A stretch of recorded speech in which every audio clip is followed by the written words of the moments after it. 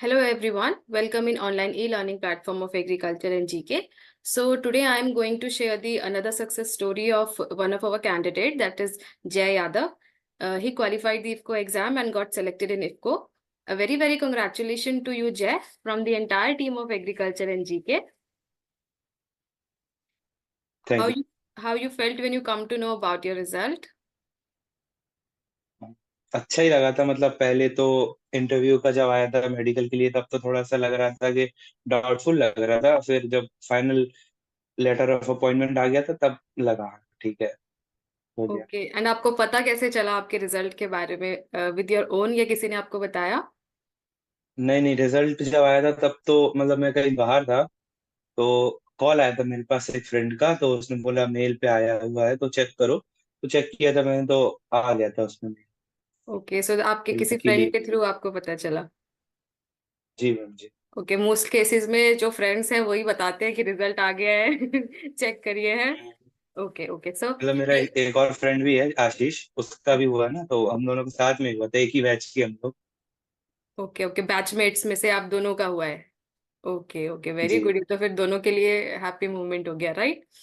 Okay, so tell me जी something about your academic and family background.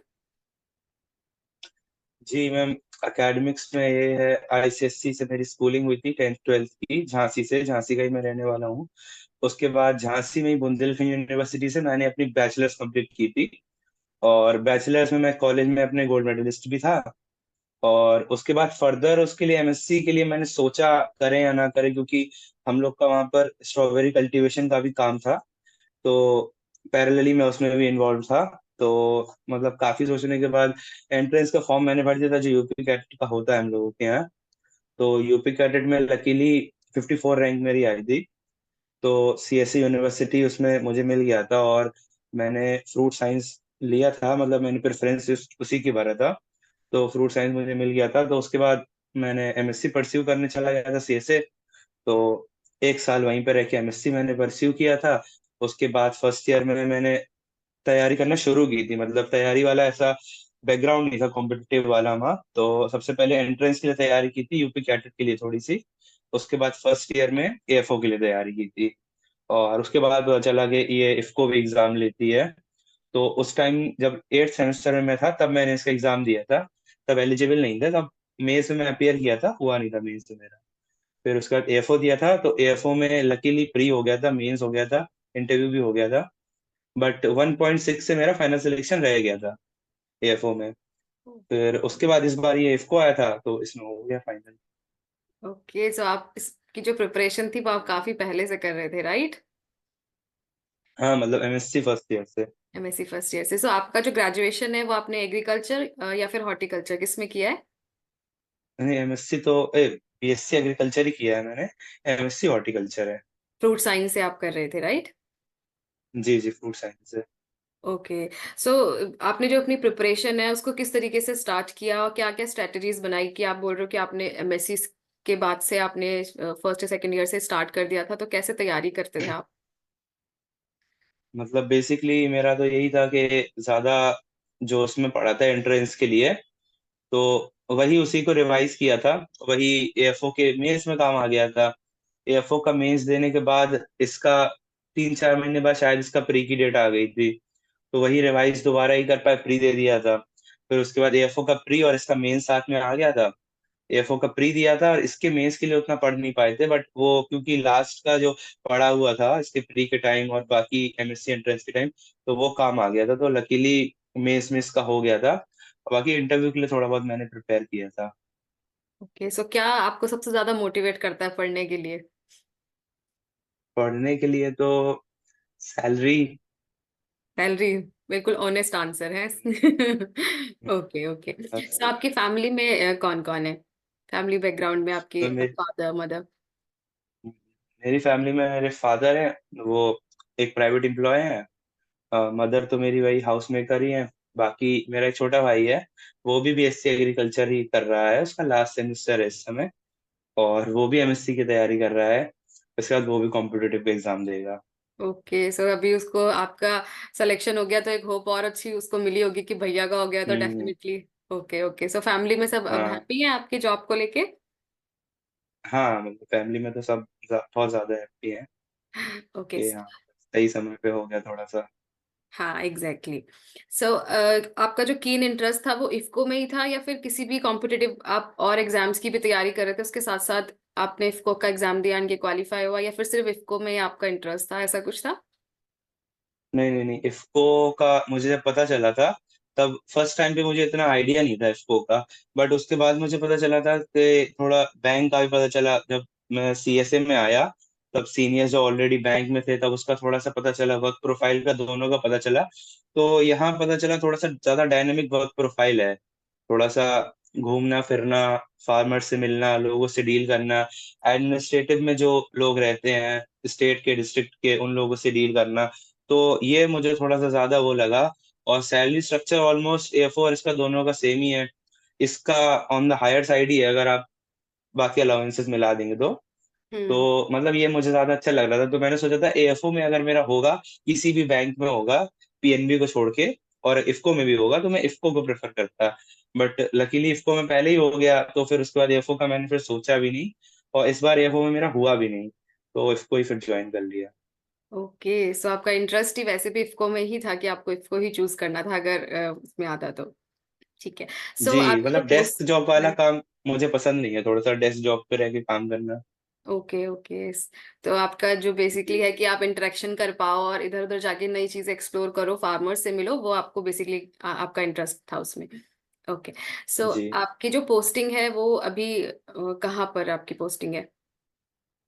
जी। अभी तो सबसे पहले जो ऑल ओवर इंडिया के एस्पिरेंट्स जो सिलेक्ट होते हैं, सिलेक्ट हम्म। होने के बाद उनको ओरिएंटेशन इंडक्शन प्रोग्राम के लिए पहले तो गुरुग्राम में बुलाया जाता है, जो FMDI fertilizer marketing development institute of India, IFFCO का जो खुद का है इन हाउस। उसके बाद 7 दिन की वहाँ 8 दिन की ट्रेनिंग हुई है। उसके बाद सबको अपने रिस्पेक्टिव हेड ऑफिस है जो स्टेट के राज्य कार्यालय, वहाँ भेज दिया गया था। तो अभी करंटली मैं वही हूँ, लखनऊ में ही हूँ। और इसके बाद मुझे यहाँ पे 7 दिन के बाद मेरठ जाना है मुझे फर्दर उस ट्रेनिंग के लिए। ओके, अभी तो अब ये बेसिकली आपका ट्रेनिंग पीरियड चल रहा है, राइट? जी जी, अभी ट्रेनिंग पीरियड में हूँ। Okay okay. So what will be the your starting salary, मतलब कितनी आपको अभी स्टार्टिंग सैलरी वो लोग प्रोवाइड कर रहे हैं? अभी तो सैलरी तो आई नहीं है, मतलब इस 2 वीक ही हुए हैं। अच्छा, तो पे तो स्केल अभी क्या तो है मतलब इस जॉब का? पे स्केल इसका वही है, स्केल 1 ऑफिसर जो होता है बैंक में, उतना ही है, सिमिलर ही पे स्केल है। बाकी अलाउंसेस क्योंकि आप फील्ड में रहते हैं तो आपको जो ऑफिस कम रेसिडेंस होता है वो आपका अलाउंस एक्स्ट्रा कुछ हो जाते हैं। बाकी आपको कन्वेंस का अलाउंस एक्स्ट्रा मिल जाता है थोड़ा सा। और उसके अलावा आप बाहर रहते हैं तो ऑफिस मेंटेनेंस वगैरह ये सब थोड़ा ज्यादा मिल जाता है। तो ये सब मिला के मतलब सैलरी काफी अच्छी हैंडसम सैलरी है बीएससी एग्रीकल्चर के बाद। मतलब मुझे लगता नहीं इससे अच्छी सैलरी या इतनी इक्विवेलेंट सैलरी कहीं और मिलेगी आपको। Okay okay. सो ये जो प्लेटफॉर्म है एग्रीकल्चर एंड जीके ने, इसने कैसे आपके लिए एक इम्पोर्टेंट रोल प्ले किया आपकी इस सक्सेस की जर्नी में? देखिए सबसे पहले तो मुझे नोटिफिकेशन का पता यहीं से चला था कि ओ, इफ्को का एग्जाम आ गया था।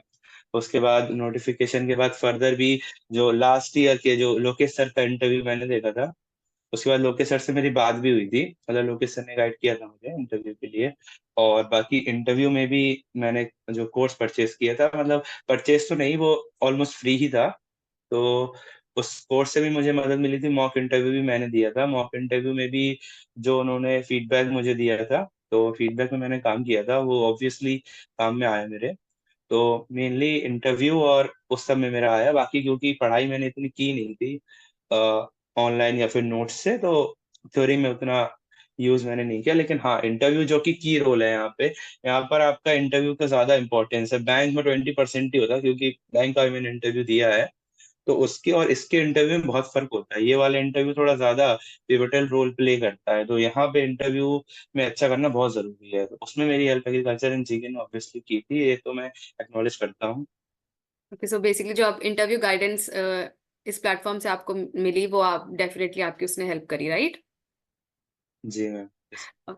तो आपकी क्या क्या स्ट्रैटेजीज थी एग्जामिनेशन को लेके, क्योंकि बेसिकली जो एग्जाम का पैटर्न हम्म। है उसमें बहुत सारे सब्जेक्ट्स इंक्लूड्स होते हैं, तो कैसे आप टाइम मैनेज करते थे और किस तरीके से, क्या आपकी स्ट्रैटेजीज थी? देखिए इसके मतलब तीनों जो फेजेस है तीनों के लिए थोड़ी सी डिफरेंट स्ट्रेटेजी है। और ओवरऑल इफको का बाकी एग्जाम से भी अलग स्ट्रेटेजी है। जैसे बैंक में तो कम क्वेश्चंस आते हैं, टाइम अच्छा खासा मिल जाता है, 45 मिनट 60 क्वेश्चंस के लिए इनफ टाइम रहता है, 2 बार आप क्वेश्चंस देख सकते हैं सारे। बट हम्म। इसमें क्योंकि प्री में तो बहुत ही कम टाइम रहता है, तो प्री में स्ट्रैटेजी सबकी ये रहनी चाहिए कि प्री में हम लोग किस तरीके से जो हमारे 100 क्वेश्चन जो एग्रीकल्चर के आ रहे हैं उनको मैक्सिमम एफिशिएंसी से जल्दी हम लोग करेक्ट तरीके से कर ले, मतलब उसमें एरर कम से कम हो हम लोगों का, मतलब 100 में से 85 प्लस तो आप करेक्ट लेके चले उसमें, उससे कहीं नीचे नहीं जाना चाहिए। तो उसके बाद जो बाकी 50 क्वेश्चन बचे उसमें आप ये है जितना आपको आ रहा है उतना आप करिए, वो इतना टफ नहीं आता है, जो मैथ्स जीके इंग्लिश आता है वो हो जाता है अगर आप उसमें टाइम बचा ले एग्रीकल्चर वाले पोर्शन से, तो एग्रीकल्चर वाले पोर्शन से वहां टाइम बच जाएगा तो इंग्लिश और उस सब में भी हो जाएगा आपका, तो प्री तो क्वालिफाई हो जाएगा। फिर रहा मेंस, तो मेंस में भी क्वेश्चंस तो वही आता है, सिलेबस वही है, सेम से सिलेबस है, थोड़ा सा क्वेश्चंस का लेवल इस बार अच्छा आया था पिछली बार से, क्योंकि मैंने पिछली बार भी मेंस दिया था, इस बार थोड़ा सा अच्छा लेवल आया था।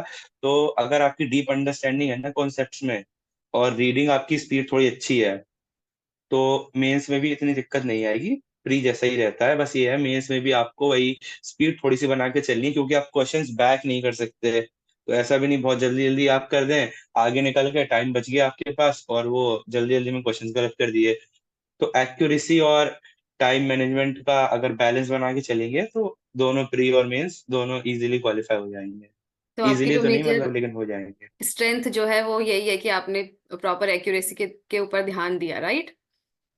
जी, क्योंकि लास्ट टाइम मैंने एग्जाम दिया था इसका, तो उससे मुझे समझ में आया कि भाई बैंक से थोड़ा सा अलग है, यहाँ स्ट्रेटेजी अगर बैंक वाली लेके जाएंगे तो वो काम नहीं करेगी। ओके, सो आपको एक पॉजिटिव वो भी मिल गया फीडबैक, खुद के एग्जाम्स देकर ही आप खुद के लिए अपने इम्प्रूव किया, राइट? सो क्या इससे जी, पहले भी आपने कोई और एग्जाम दिए हैं, लाइक जैसे आप कह रहे हो कि आपने इफको प्रिपेयर कर रहे थे, आईएफओ प्रिपेयर कर रहे थे, इनके अलावा भी कोई और एग्जाम्स आपने दिए हो?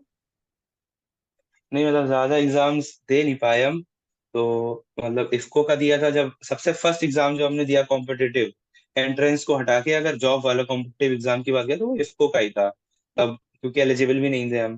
फिर उसके बाद एएफओ का दिया था, तो वो बिना तैयारी के दे दिया था, लेकिन लकीली उसमें इंटरव्यू तक पहुंच गए थे, तो वो एक्सपीरियंस इंटरव्यू का बहुत काम में आया।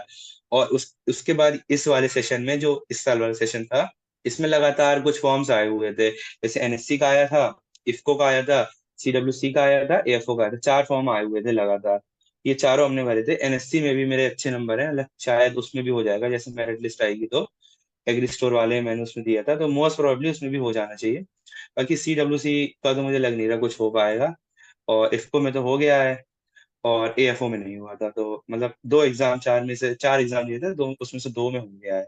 ओके, सो ऑलरेडी आपने जो आपकी प्रिपरेशन थी उसके अकॉर्डिंग आपने काफी एग्जाम्स जो है आप तैयारी कर रहे थे और आपने दिए थे। ठीक है, सो जी। आपने जो इंटरव्यू की तैयारी करी इसके आप बोल रहे हो बहुत हेल्प आपको मिली, तो जो आपके इंटरव्यूअर्स थे उन्होंने बेसिकली आपसे क्या क्वेश्चंस पूछे इंटरव्यू के टाइम पर? मतलब इंटरव्यू का इसका एक कह सकते हैं पैटर्न होता है, वही सेम सिमिलर पैटर्न उसी के अराउंड पूछते हैं हम लोगों से। ओके, सो इंटरव्यू में इसके बेसिकली 3 में हम इसको ब्रेक कर सकते हैं, वही मोर और लेस सबसे वही पूछा जाता है। सबसे पहले जो आपका इंट्रोडक्शन और जो आपका सेल्फ वो रहता है, आपका पार्ट जो सबका अपना अपना रहता है अलग अलग, जिसमें आपका इंट्रोडक्शन, कहाँ से आप बिलोंग करते हैं, आपका एरिया, वहाँ की लोकल क्रॉप्स, वहाँ का क्लाइमेट, उसके बाद वहाँ पे जो प्रॉब्लम्स एग्रीकल्चर की उनका थोड़ा सोल्यूशन, और आपकी यूनिवर्सिटी के बारे में, आपके एकेडमिक्स के बारे में, इन सब के बारे में वो लोग पूछते हैं, अच्छा खासा पूछते हैं, 10-15 मिनट आपके बारे में। उसके बाद सेकंड पार्ट रहता है वो जो थोड़ा सा इनका फर्टिलाइजर, सॉइल, न्यूट्रिएंट, इससे रिलेटेड, सब्जेक्ट मैटर से रिलेटेड वो पूछते हैं, जिसमें मेन फोकस जो रहता है वो फर्टिलाइजर और nutrient management, essential nutrients, nutrient efficiencies, fertilizer, उसका रेशियो, ग्रेड, इन सब से पूछते हैं। उसके बाद एक दो क्वेश्चन सबको देते हैं फर्टिलाइजर का सॉल्व करने के लिए, जिसमें वो आपको रिक्वायरमेंट दे देंगे कि हमारे पास ये यूरिया, डीएपी, 12 32 16 ऐसे करके फर्टिलाइजर है, इसका आप डोज कैलकुलेट कीजिए, वो क्वेश्चन दिया था मेरे को एक। उसके बाद ये जब आपका हो जाएगा तो थोड़ा बहुत और आपसे क्रॉप्स के बारे में पूछ सकते हैं, जो आपका बीएससी का नॉलेज रहेगा बेसिकली, वो एक्सपेक्ट करते हैं कि वो आपको एग्रोनॉमी और सॉइल साइंस में प्रोफिशिएंट हो, तो वो आपको बतानी पड़ता है, उसमें सॉरी भी नहीं सुनते वो तो बताना ही पड़ता है। और ये 2 पार्ट होने के बाद तीसरा रहता है, वो हो सकता है आपको किसी फार्मर गोष्ठी को एड्रेस करने के लिए बोल दें, या कोई प्रोडक्ट वो आपको बोल देंगे इसको भाई बताओ किस तरीके से तुम समझाओगे, कैसे अपनी बात को पहुंचाओगे, वो भी आपकी रीजनल लैंग्वेज में। तीसरा, आपकी रीजनल लैंग्वेज में पकड़ अच्छी होनी चाहिए। और चौथे में लास्ट में वो कुछ आपसे ऐसी general questions, GK, current affair type का कुछ पूछ सकते हैं। इतना ही रहता है इंटरव्यू में बस। उसमें बाकी आपका सेल्फ कॉन्फिडेंस वो बीच में ही टेस्ट कर लेंगे, उन्हीं क्वेश्चंस के बीच में पर्सनैलिटी आपकी चेक कर लेंगे। और मोर और लेस इसका 30-35 मिनट मेरा इंटरव्यू चला था। तो आपका जो इंटरव्यू की ड्यूरेशन थी वो 30 to 40 मिनट्स तक उन्होंने आपका इंटरव्यू लिया था। जी, ओके। काफी ज्यादा टाइम चला था इंटरव्यू। ओके, सो ऐसा कोई क्वेश्चन था जिसका आप आंसर ना दे पाए हो? हाँ, एक दो क्वेश्चंस थे जिसमें हम फंस गए थे। कुछ तो मतलब कन्वर्जन वाले क्वेश्चन में फंस गए थे। कुछ बोला था उन्होंने, हेक्टेयर को किलोमीटर स्क्वायर में कन्वर्ट करने को बोला था, उसमें फंस गए थे। बट फिर उन्होंने थोड़ी हेल्प खुद से कर दी थी आगे से, फिर बता दिया था हमने। और क्रॉप्स में भी फंस गए थे। राइस का कुछ पता नहीं, कुछ सीड रेट पूछा था किसी उसमें पर्टिकुलर, उसमें पूछा था तो उसमें थोड़ा सा हो गया था, वहां पे फंस गए थे थोड़ा सा। और बाकी सब तो बता ही दिए थे, न्यूट्रिएंट सॉइल साइंस के सारे बता दिए थे, तो इतनी दिक्कत नहीं हुई थी। बेसिकली अगर आप इफको की प्रिपरेशन कर रहे हो तो न्यूट्रिएंट्स में आपको जो नॉलेज है वो अच्छी होनी चाहिए, राइट? जी, मतलब वो तो एक्सपेक्ट करेंगे कि सॉइल साइंस में और एग्रोनॉमी में आप प्रोफिशिएंट हो बिल्कुल, सब आता हो आपको, जो बीएससी के बच्चे को आना चाहिए। बेसिकली ये जो भी एग्जाम्स होते हैं वो एक ग्रेजुएशन लेवल में अगर आपका पेपर सेट करते हैं तो एटलीस्ट आपको जो बेसिक नॉलेज है वो डेफिनेटली आपकी अच्छी होनी चाहिए, राइट? ओके, सो जी, आप क्या सजेस्ट करोगे जो आपके जूनियर कैंडिडेट्स हैं या अपियरिंग कैंडिडेट्स हैं उन लोगों को जो इफको की या फिर किसी भी अदर कॉम्पिटिटिव एग्जाम्स की तैयारी कर रहे हैं तो? सबसे पहले तो यही रहेगा कि मतलब अगर तैयारी अगर कोई भी कर रहा है अच्छे से, अगर वो पढ़ रहा है, तो उसका सिलेक्शन तो होगा ही होगा। इफको में नहीं होगा, क्रिप्को में हो जाएगा, कहीं तो होगा ही होगा। तो सबसे पहले अपनी मेहनत पे विश्वास रखना बहुत जरूरी है, कि सिलेक्शन आपका कहीं नहीं जाएगा। एक साल नहीं तो अगले साल में हो जाएगा, सिलेक्शन आपका होना ही होना है। तो अपनी मेहनत पे विश्वास रखिए और अपने आप से ट्रू रहिए। सबसे पहले यही रहेगा। दूसरा, मतलब अपने आप को कभी किसी से कम नहीं समझना है। जैसे इंटरव्यू आप देने जाओ, कहीं भी जाओ, तो ये नहीं भाई ये वो पीएचडी फर्स्ट ईयर के हैं और वो तो एमएससी क्वालिफाइड है और वो तो एमएससी सॉइल साइंस है, तो भाई इनको तो हमसे ज्यादा आता होगा। तो ये सब नहीं सोचना है। ये सब मतलब उनको इंटरव्यू पैनल पे छोड़ दें हम लोग। जो हमारा काम है वो हम अच्छे से करें, कॉन्फिडेंट रहें। एग्जाम के टाइम पे जब हम जाए तो अपना माइंड क्लियर रखें। एग्जाम देने आए हैं तो एग्जाम पे फोकस करें और अपनी नॉलेज को बेस्ट माने कि जितना हमें आता है ये एग्जाम क्वालिफाई करने के लिए इनफ है, और किसी को इससे ज्यादा नहीं आता, तो हो जाता है सब कुछ, कुछ इतना वो नहीं है। खुद पे विश्वास रखना चाहिए, बेसिकली सेल्फ कॉन्फिडेंस, राइट? जी जी, सेल्फ कॉन्फिडेंस बहुत जरूरी है। Okay, okay. So very, very congratulations to you, Jay, from the entire team of thank Agriculture you. and GK again. And आपकी जितनी भी थैंक आपकी यू।